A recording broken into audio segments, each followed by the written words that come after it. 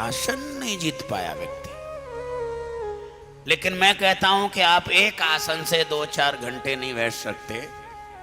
और 2-4 घंटे की तो छोड़ो, कौन बैठता है 4 घंटे।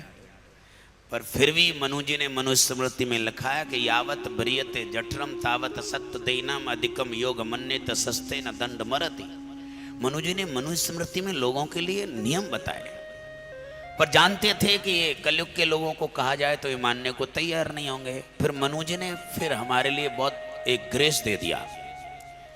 मनु जी ने कहा कि अगर इतना नहीं कर सकते हैं तो कम से कम जितना आमंदनीय है उसका 10वां हिस्सा धर्म कार्य में लगाते जाओ।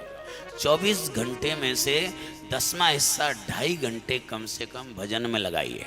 24 घंटे में 21,600 सांस होती हैं। 21,600 सांस में 10वां हिस्सा यानी कम से कम 2,160 नाम तो जरूर लेना चाहिए।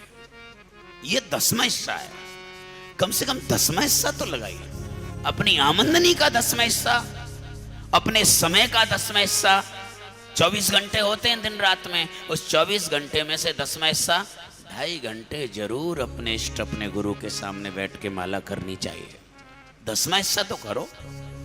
वैसे तो ज्यादा बताया है मनु जी ने, लेकिन मनु जी कह रहे हैं 10वां हिस्सा कर लो। आमदनी का 10वां हिस्सा धर्म कार्य में लगाते जाइए। भजन भी 24 घंटे में 21,600 सांस होती हैं, तो 10वां हिस्सा 2,160 नाम। कम से कम इतना तो नाम ले सकते हो।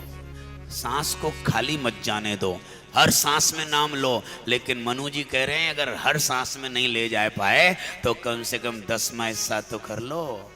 2,160 ये सांसें तो खाली मत जाने दो।